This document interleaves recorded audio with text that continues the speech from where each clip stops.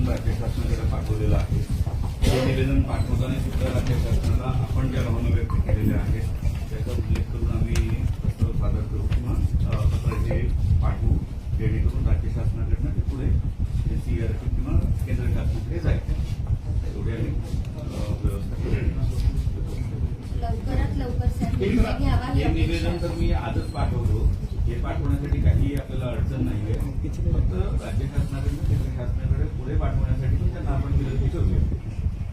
15 दिवसापर्यंत झालं तर मी आज पाठवतो. याला 15 दिवसाची आवश्यकता नाही. आम्हाला शासनाकडनं 15 दिवसात करण्याची अपेक्षा आहे.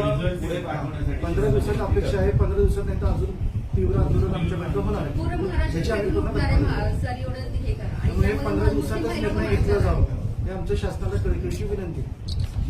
सातारकरांच्या तीव्र भावना शासनाला त्याच पद्धतीने जे आता आंदोलन झाले त्या सगळ्या भावना पोचतात.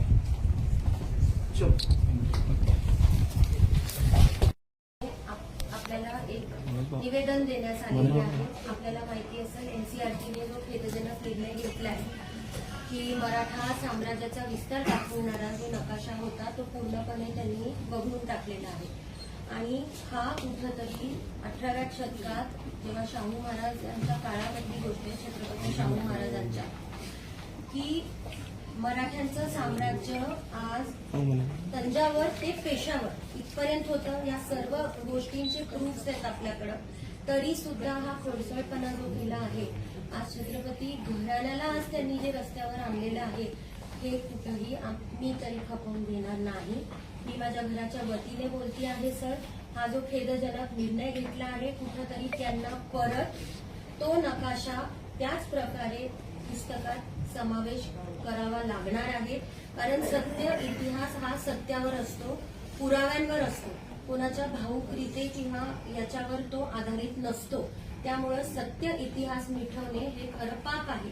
आणि त्यावेळेस 18व्या शतकात त्या कालखंडात जेव्हा मराठ्यांनी एवढं राष्ट्ररक्षण दिलं होतं, इथं चौथ आणि सरदेशमुखी पण आपण हे केली होती, तर हे सगळं नाकारून तुम्ही वगळणे हा कुठला न्याय झाला सर?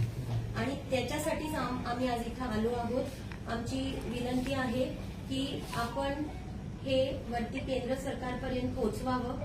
आणि आमच्या जर ह्या मागण्यांची दखल घेतली गेली नाही सर तर हे जन आंदोलनाच्या स्वरूपात होणार आहे. कारण हा फक्त नकाशा आणि पुस्तकाच्या अभ्यासक्रमाचा विषय नसून हा पूर्ण महाराष्ट्राच्या अस्मितेचा विषय, महाराष्ट्र धर्माचा विषय. आज मी आपल्या समोर इथं बसली आहे. मी सर्व पक्ष, सर्व धर्म आणि सर्व शिवशंभू भक्तांच्या वतीने इथे बसलेली आहे सर. तर हा अन्याय आम्ही सहन करून घेणार नाही. वारंवार छत्रपती शिवाजी महाराजांच्या इतिहासावर घाला घातला जातो आहे. वारंवार महापुरुषांवरती अपशब्द बोलले जात आहेत, निंदनीय वक्तव्य केले जात आहेत. आणि त्याच्यासाठी आमच्यामध्ये पण त्यांचं रक्त आहे साहेब. आणि आम्ही आता गप्प बसणार नाही. ह्याच्यासाठी शासनाने कुठला तरी एक कडक कायदा निश्चितपणे केलाच पाहिजे की अशा सगळ्या वक्तव्यांवर महापुरुषांचा अपमान झाला नाही पाहिजे. आणि त्यासाठी आज आपल्याला निवेदन द्यायला गोळा झालेलो आहोत. आपल्या स्वाभिमानाचा विषय, आपल्या राजाचा विषय. आज छत्रपती शिवाजी महाराज, आज छत्रपती संभाजी महाराज, पूर्ण छत्रपती घराण्याचा इथं विषय आहे.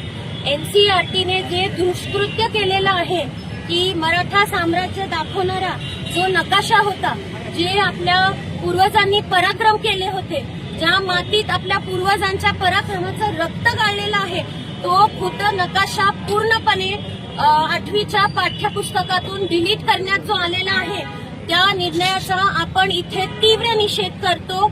मी स्वतः आणि घराण्याच्या वतीने ह्या निर्णयाचा तीव्र निषेध करत आहे. आणि यासाठीच आज हा मोर्चा काढलेला आहे. हा मोर्चा सर्व पक्षीय, सर्व धर्माचा आहे. याच्यात एकच धर्म आणि पक्ष आणि दैवत, ते म्हणजे छत्रपती शिवाजी महाराज. छत्रपती शिवाजी महाराज की, छत्रपती संभाजी महाराज की. आणि हे शेवटपर्यंत आपल्याला लढा द्यायचा आहे. शासनाने जर आपल्या मागण्या मान्य केल्या नाहीत तर हे जन आंदोलनाच्या स्वरूपात आपण करायचं आहे. आणि तुम्ही सर्व इथं आल्याबद्दल सर्वांचे खूप मनपूर्वक आभार मानते. शिवशंभू भक्त आज इथं गोळा झालेले आहेत, सर्वांचे मी आभार मानते. आणि आता आपण निवेदनास आपण पाहतात क्रांती सूर्य न्यूज सातारा. आमच्या चॅनलला लाईक आणि सबस्क्राईब करा.